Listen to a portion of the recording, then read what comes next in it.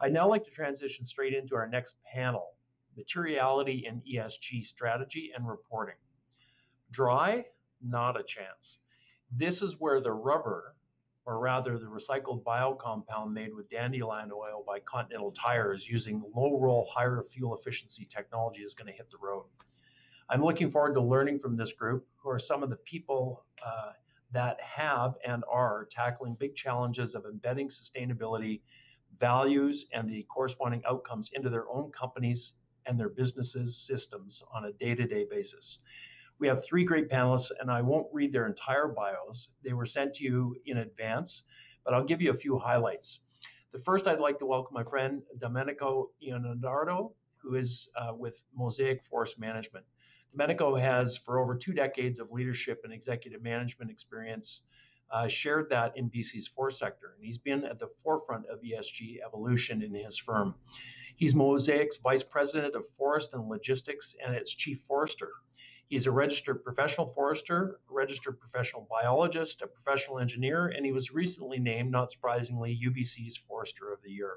Welcome, Domenico. Next, we've got Sarah Marsh. Sarah, who is a partner at PwC, leads PwC Canada's ESG reporting and assurance practice. In that capacity, she's advising clients across many sectors, developing and implementing third-party reporting standards on business practices, both financial and non-financial, including their performance audits. And she does this with both private sector, public sector, SMEs, and large enterprises.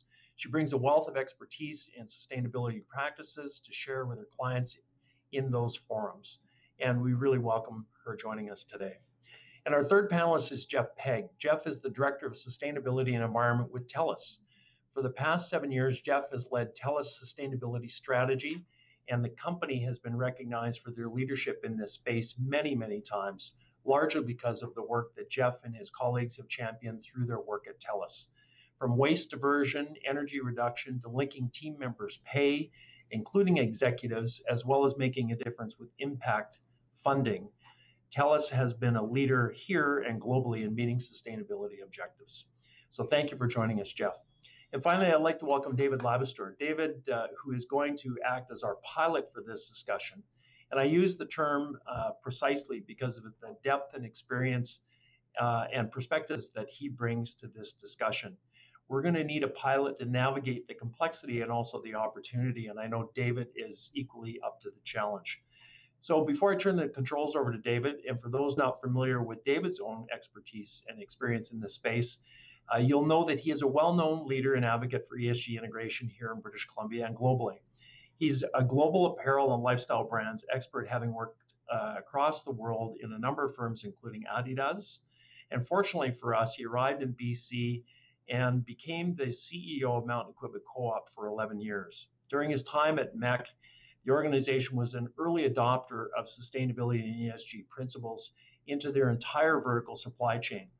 It was a corporate strategy that bore benefit for the firm and their employees and suppliers. He also had part of the founding board of the Sustainable Apparel Coalition, which has become the leading global assessment tool for value chain sustainability in that sector. And he now serves on different board positions, including with Aritzia, BC's local integrated apparel company that is global. I speak with direct knowledge of David's talents as he members of the Business Council's Executive Committee and provides invaluable insights and guidance in the work that we do and to me personally. So David, controls of the plane are over to you. Thanks for joining us. Thanks, Greg, and thanks very much for that introduction.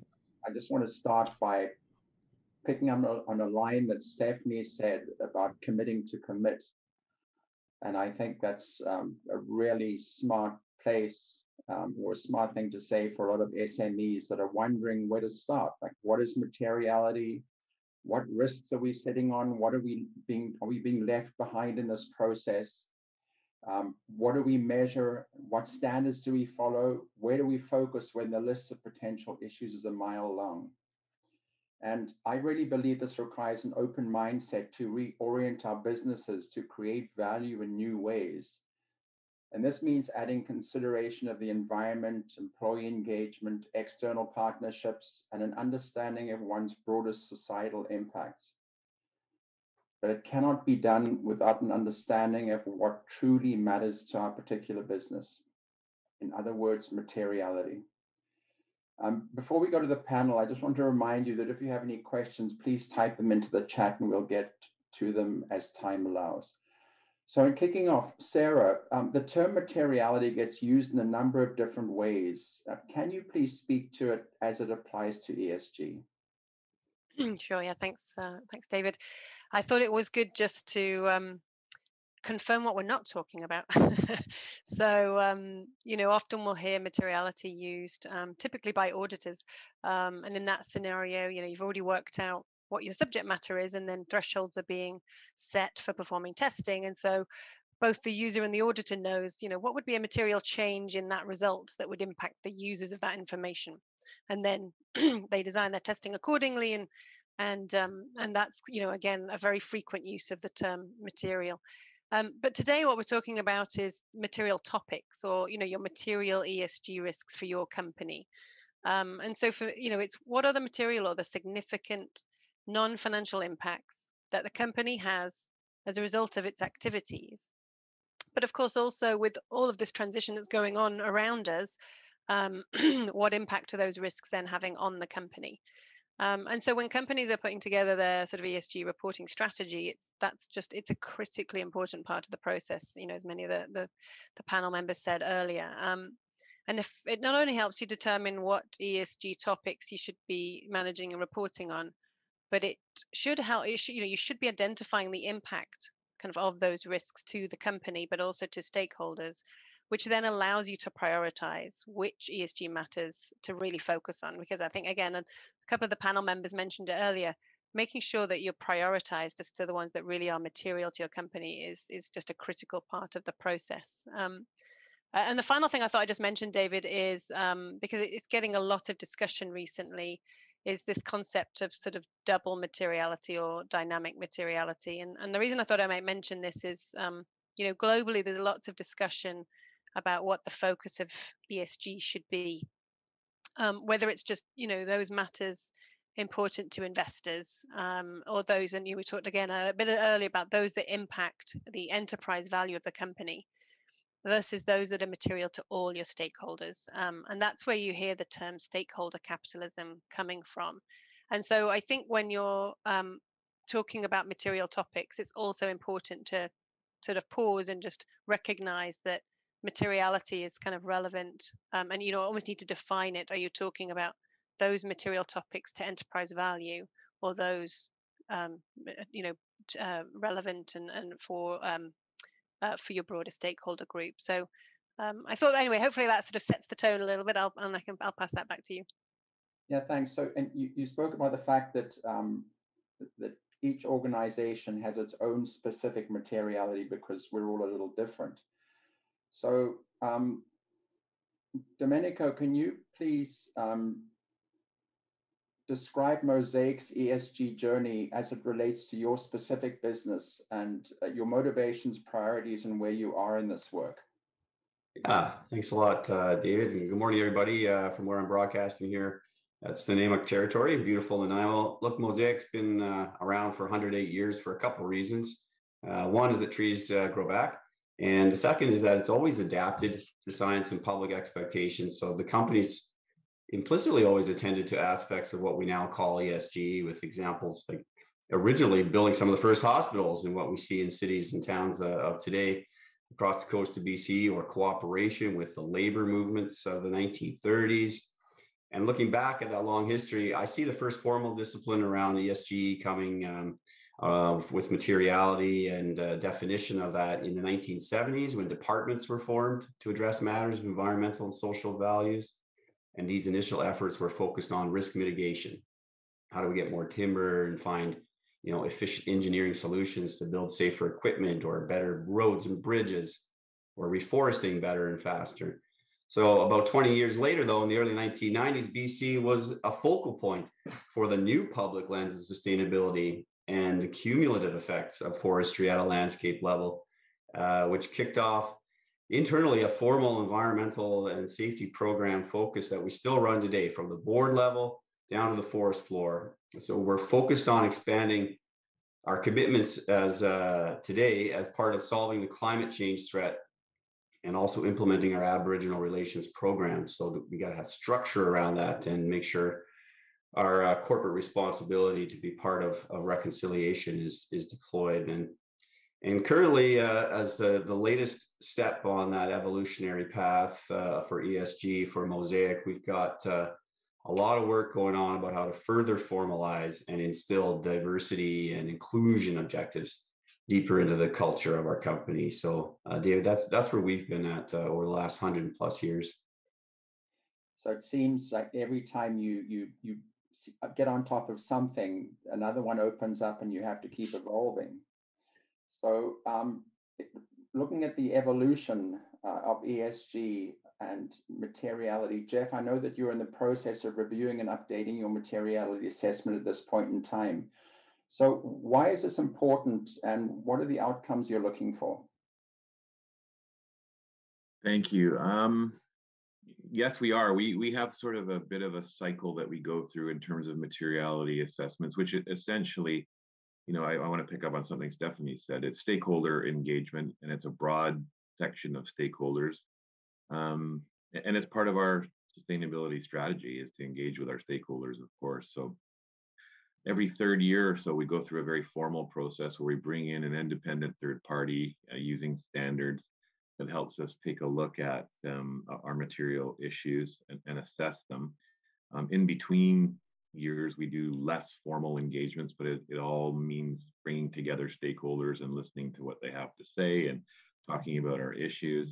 We've had some very fruitful outcomes in that in terms of taking action.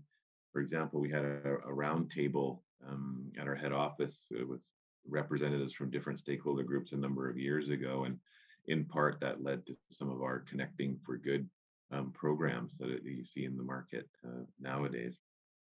But nonetheless, what do we look for in terms of outcome? We want to validate our current priorities. We want to assess whether the priorities, and that the priorities, by the way, are the issues themselves, but also our stakeholders themselves, because we would want to prioritize those as well. Should some be moved up in importance or not, depending on what is important to our stakeholders, but of course aligned to TELUS's ESG strategy, which is our business strategy. We want to hear from our stakeholders, and importantly, and I think you touched on it just on the introduction there, is identify emerging issues, right? I think that's an important outcome of the process. And it's interesting just listening to both Bosa and Steph earlier on, a couple of examples. So the CSA sort of opining on, having your TCFD disclosures in your financial documents is, a piece of feedback that we take in, and that's led us to disclosing our TCFD alignment in our annual information form, for example. And Steph talked about, the importance of linking pay to sustainability performance for team members and executives. And that's something that we heard a number of years ago and implemented within TELUS. So those are the key outcomes that we're really looking for when we go through a formal process. And I'll just add one last thing, is that an evolution, we haven't done this before, is as part of our desired outcomes this time, is we're looking to train some internal team members to increase their awareness on the processes and approaches and standards that are used in these formal materiality processes as well. Yeah, that's great. That's great. So the more capacity you have inside the organization, the more things move along smoothly. As you're talking it, ESG is a wonderful place for acronyms, isn't it? Very much so. So you speak about your stakeholders and engaging your stakeholders and getting feedback from them. And I know from our own processes that we've done is that it very often becomes difficult to rank stakeholder importance, because when you bring stakeholders in, of course, they have the things that are most important to them, which may not align, Jeff, as you said, to your company strategy. So to how do you know what to embrace and what to let go of, and what lens you use to determine what really is material? That's a good question. So, in terms of what we embrace is probably what we hear maybe the loudest and the most. And I'll pick up on an example that was talked about in the earlier session around frameworks. So we had a number of sessions, I'll say 3 years ago, where we were hearing from investors, responsible investor groups around the SASB framework, for example. It's something that they leaned upon. There were industry-specific material issues. In our industry, there's things like network reliability and privacy, for example. And it was, a specific request that we wish that you would, in your sustainability disclosures, talk about this and align to the framework. So we embraced it and we adopted it, and now our sustainability reporting for the past couple of years has aligned in part to the SASB framework. So in terms of letting go, that's a really good question, because as you said earlier, there's a laundry list of the initial universe of potential issues. They could be issues specific to your company, issues specific to your industry specific to British Columbia or Canada or globally, right? And so I think there can be issues that are important to some stakeholders, but you need to assess your ability to impact and control and how relevant they are to your sphere of influence, and also your business strategy as well. So there may be some issues that are identified that could be material, that you may need to deprioritize. Yeah, great. Domenico, the same question. You have a very different set of stakeholders. So what do you look at in terms of embracing and letting go? How do you approach that? Yeah, sure.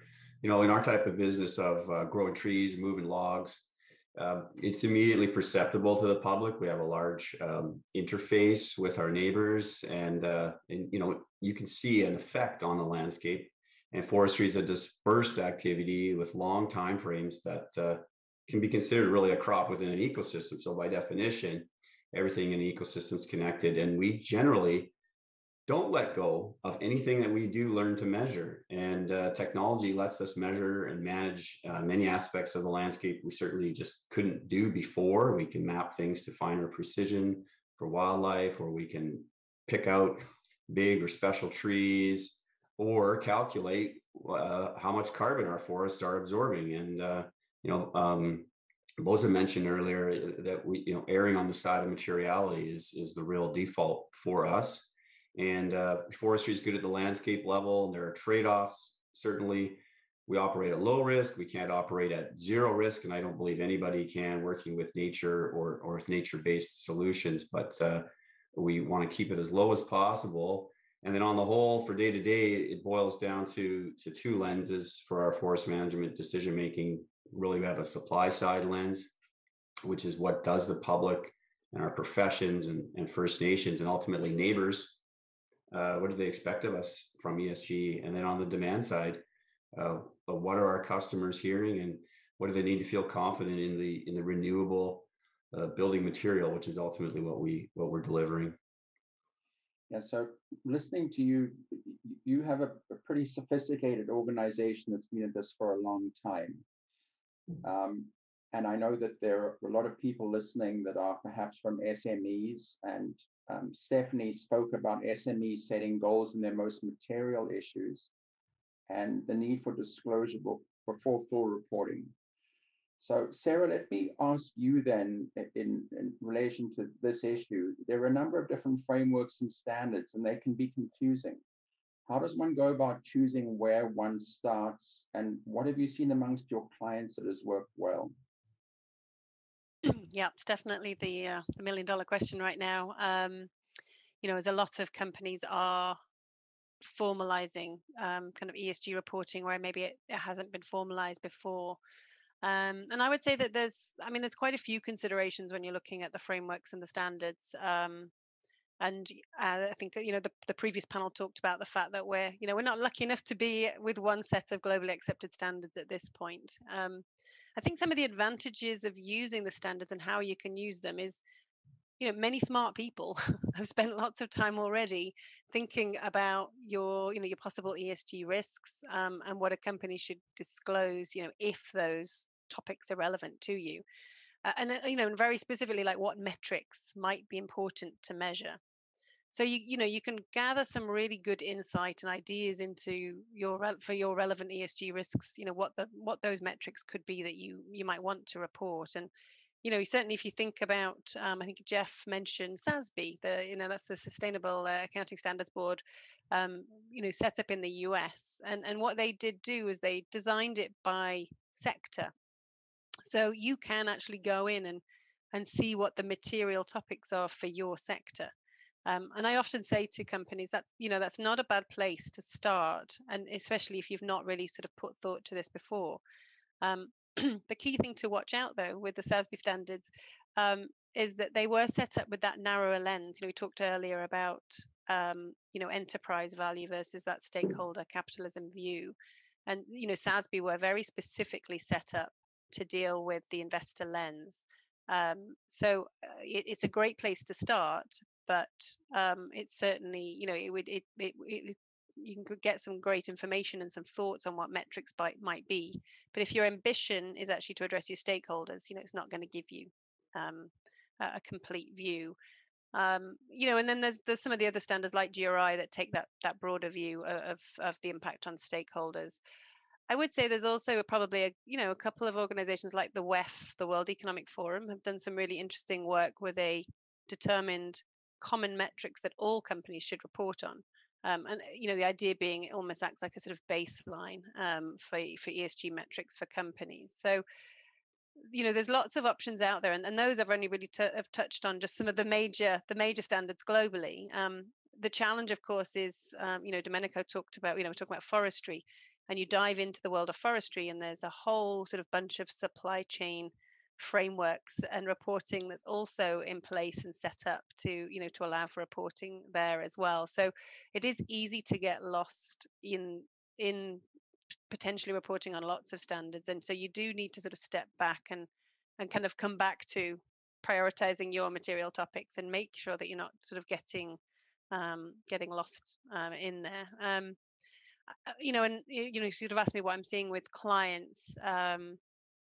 It's interesting because I think what clients, even if they've been doing ESG reporting for a number of years, they are consistently doing a few things right now.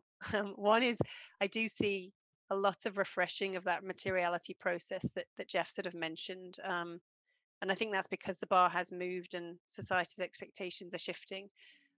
So it is hard sometimes to sort of keep up and make sure that materiality you're sort of actually getting fed the right information.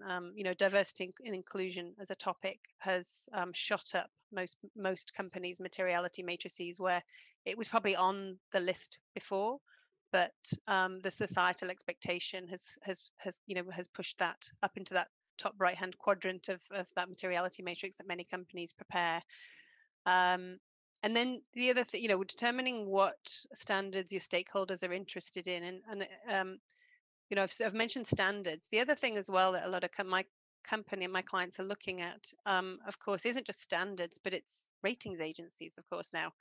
So if you tried as a company to, hit all those major standards, also answer every single questionnaire out there now that ratings agencies are trying to encourage you to answer, you could have a team of 40 probably working all year long if you didn't really think about it. So a lot of my clients are actually spending a bit of time deciding which ones are, and actually sort of going back to that materiality process they did, and then actually saying, well, we can't do all of these. Which ones are we going to sort of put our money behind and commit to, and especially on the ratings agencies. Because I think that the challenge can be that you could end up with a 200-page report, and as I said, a full team working constantly trying to answer all those questions, which I don't think is really helpful. So I would say certainly for the small and medium-sized entities out there as well, is they're useful. Take a look at them, and again, something Stephanie said earlier about even those setting the sort of target setting. Use them to get some ideas, but make sure that you're always coming back to your materiality matrix and those priority topics that you really think you need to be communicating on. That would be my suggestion. Great, thank you. So you're really guiding everything you do through that initial lens of materiality. So let's go back to square one, and what drives people to look at materiality. So Jeff, can you speak to what the trigger point was, what the catalyst was that led you to work on materiality initially? I think essentially it was twofold. One, when I took on the role a decade ago, I mean, I wanted to understand better what, the role, if I'm going to lead, the integration of, ESG into our decision making, into our strategic planning, into our operations, which was a catalyst in and of itself, as we wanted to sort of increase that. I wanted to understand what our issues were. And so we set out on a process to understand what they were. Interestingly enough, so we did a formal assessment, and when we produced the matrix, and privacy, for example, came up, and then we're talking 10 years ago. And I was not surprised that it was an issue of concern for our stakeholders, of course, particularly our customers. But that it was at the top of the list was a little bit surprising to me. So it was also reminded me to say, you need to have this type of engagement to not let your own, biases influence, what you focus in on. So I think that was essentially the catalyst there. And we also, we're looking at it from a risk lens for sure. We wanted to identify what those risks were, and that was all part of wanting to enhance our governance around ESG issues as well. But then going through these processes, we also better understood what the opportunities could be in terms of taking advantage of where your business can help solve ESG risks or societal issues or environmental issues, community issues, at the same time benefiting the business overall too. So I think that was really the catalyst, was the integration and the wanting to understand how you would inform your strategy. So what I heard you say was that you initially came at it from a risk mitigation and a reputation management perspective, but it's now developed into both risk mitigation and an understanding of an opportunity to drive greater business value. So it's become a combination of both. Absolutely, David. And the most recent example that I can give you, kind of hot off the press, is we released our sustainability-linked bond framework earlier this week, where we're now tying our sustainability performance and specific target outcomes and achievement to our capital financing needs. And this is an evolution of that. So what are the opportunities that present themselves now from manage these risks, good governance, good performance, setting targets, working your way towards targets, achieving targets. So it's the result of that, the risk mitigation and management leading to these opportunities. So it becomes an embedded part of strategy and your opportunities going forward. Absolutely. So let me ask, Domenico, do you see this as a risk mitigation, reputation management thing, or do you also, like Jeff, see great opportunity in embedding this process into your strategic plans? Yeah, certainly. Like Jeff, we've evolved. It was about 50 years ago in our company's history that ESG was a chore. It was risk mitigation. It did evolve for a while into a reputational management aspect of the business, but now it's clearly a part of our product. Our logs are renewable, carbon-friendly building material, and that's ultimately what we're really selling.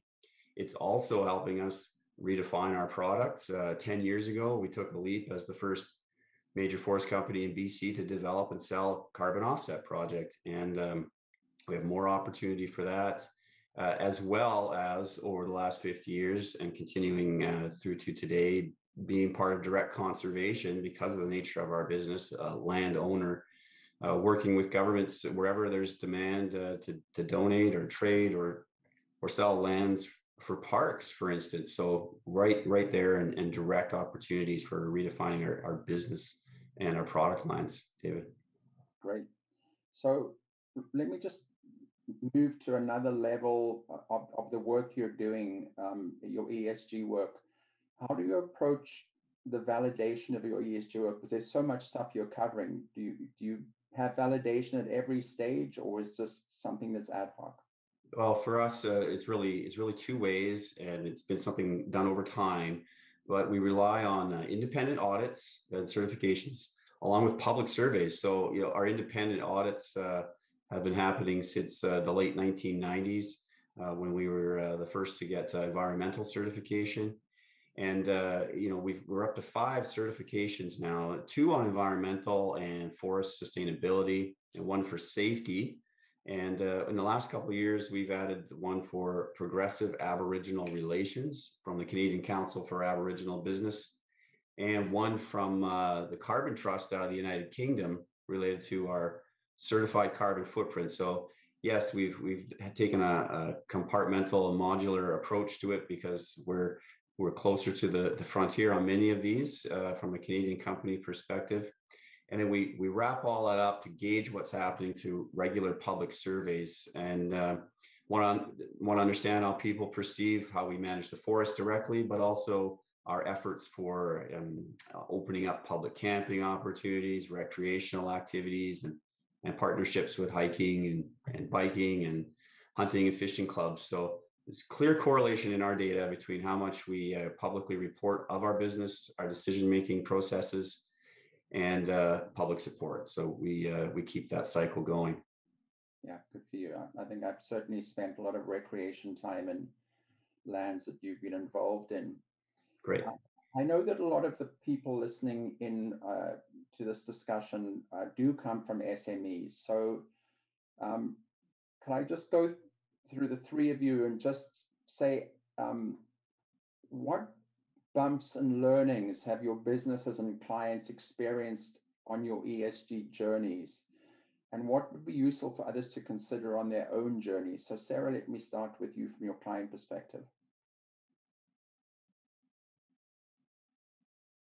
You're on mute, Sarah. Apologies. I had a cough earlier, so I put myself on mute so you didn't have to listen to it all. I think the bumps on the road, probably a couple of examples.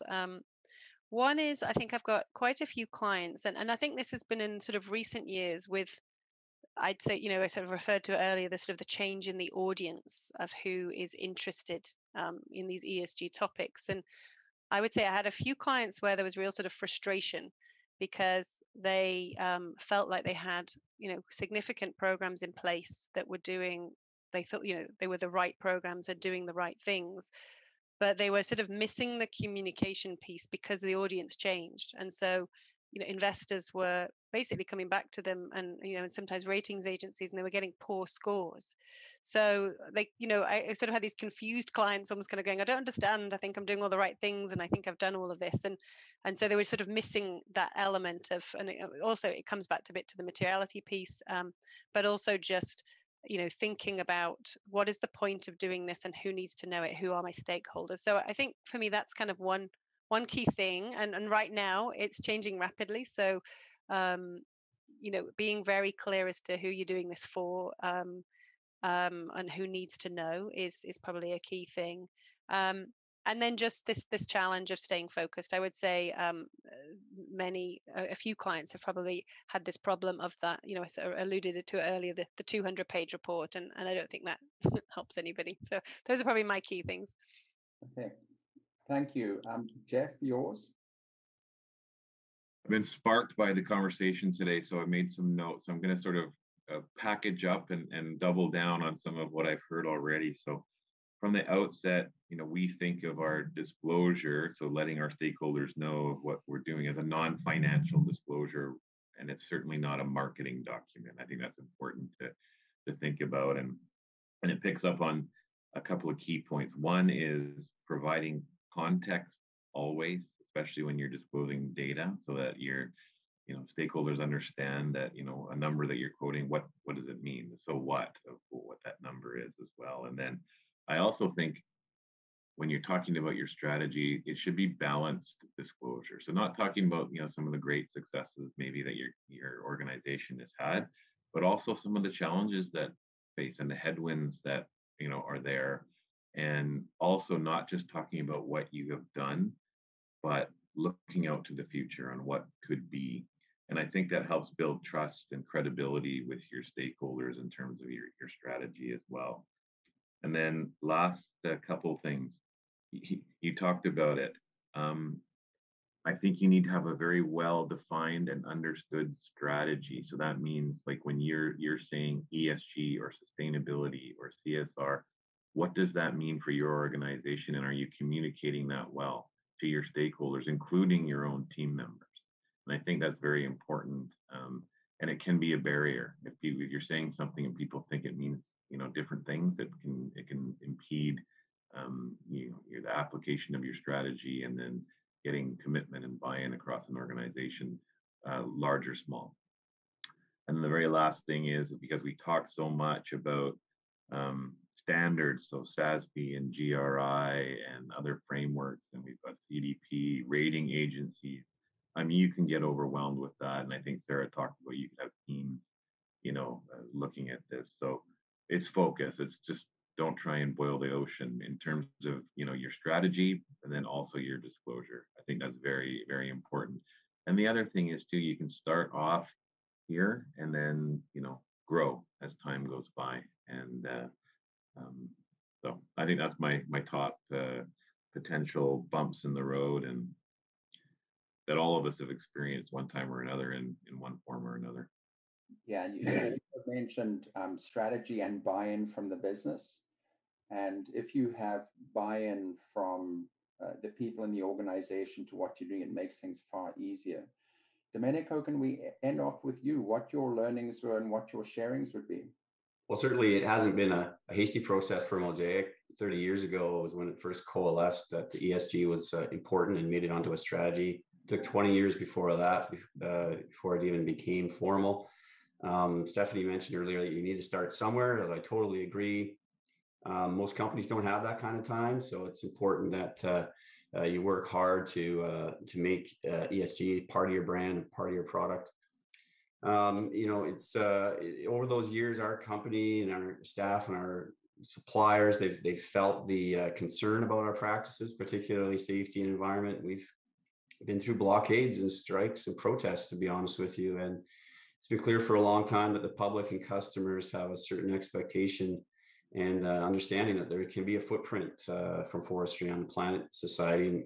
And really what we're working on now is just taking our ESG strategy plus the science and demonstrating how it can be beneficial. Forestry can be beneficial for the planet, and every business should think about that. Think about how your business can be a springboard for the planet and part of the solution. And don't just focus on your negative effects. Work hard to articulate why you're good for the environment. And in that exercise, you're going to find inspiration, I believe, and ways to improve and differentiate your product to genuinely make progress. And it's okay to make a little money along the way doing it. So that's how we're thinking about it. And that's my advice.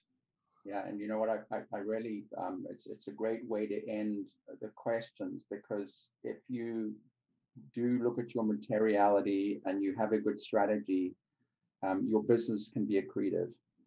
And I think that's a great way to leave it, because we're running out of time, and we do have some questions from the audience. I'm going to try and get to one or two of them. The first one is, what is the role of government in enabling or supporting companies on their ESG journey? Sarah, can you get that one, please?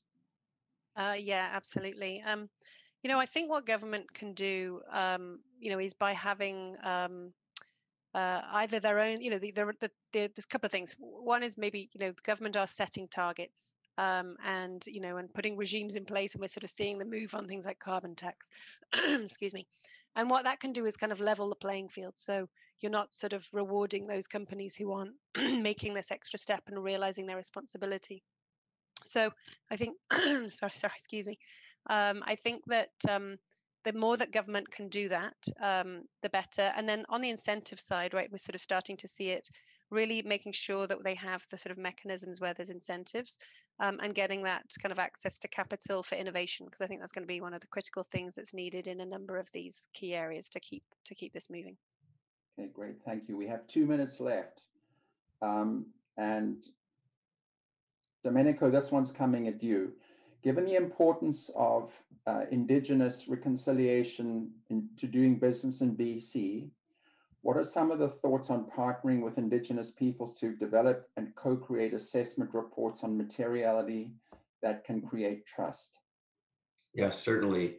In our business, we are actively conducting management on Indigenous territories. And our strategy has been to develop and formalize where we can understandings, memorandums, and over the last 10 years, significant business partnerships as nations want to be directly involved in forestry and forest management, between 5 to 10%, and we expect to grow of our business involves marketing and managing fiber from Indigenous held and owned lands. So we think that's the way to continue, and employment in our business is a big deal and something we're focusing on every day.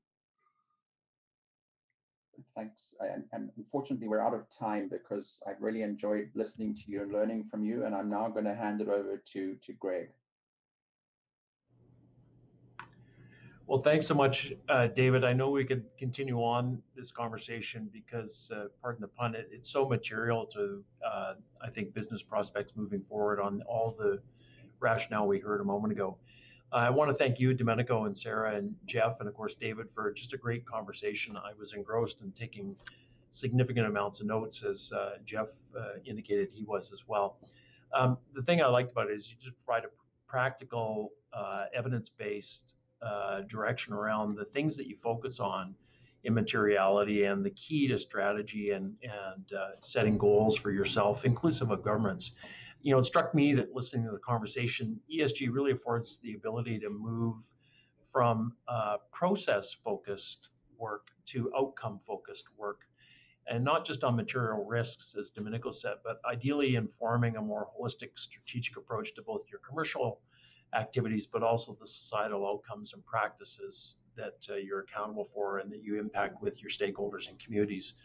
In Canada, we've been focused, I think, in the last couple of decades on process for process sake. And I think this bodes as a great insight for companies and for governments to say, how do we set clear goals and get the outcomes we're looking for, and create processes that are inclusive, but do them at speed so that we can actually attain those outcomes and the goals that we've set for ourselves. So I want to thank all the speakers, not just in this panel, but today, for contributing to the richness of this series and continuing to advance this conversation and inform our thinking and learning around the opportunity for ESG in BC and the leadership we can provide in the country, and the opportunity to host capital to create that accretive growth in businesses in our economy and the inclusive opportunity that it affords. So clearly, just starting the exploration of these key goals is important, as both Stephanie said and we heard in the last panel. Think about how goals could support your strategy and address the material issues that you're facing that will lead to more holistic and better outcomes. What does it mean for your business success as you grow, but what does it mean for the stakeholders and customers that you have as that occurs? And then what I will reemphasize regularly is there's just such a movement of change happening, as Sarah said, almost on a daily or hourly basis in the ESG space. But there's such a sheer volume of information, and people will look at it in different ways. So we've recorded this session and all of the sessions in this series as well. They'll be available on our microsite, www.esgnbc.ca.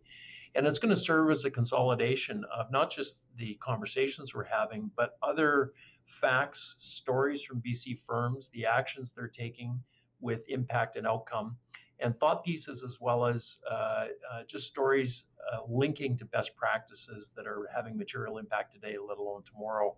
And TELUS, as Jeff mentioned, has been quite material in the work that they've been doing in our province and across the country.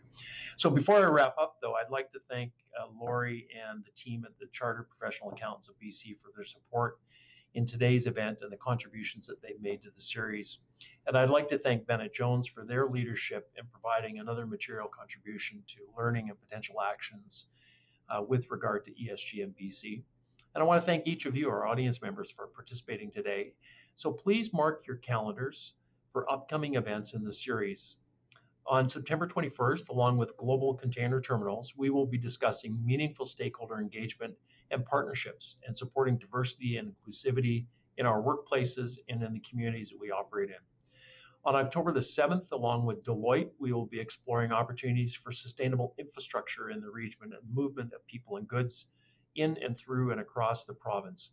And also looking at the opportunity through our low carbon export advantage, truly some unique companies and sectors that provide among the lowest carbon intensity products in the world and the innovation that supports it, that we can get on our front foot on to materially advance the economic strength, but also the sustainability of our planet.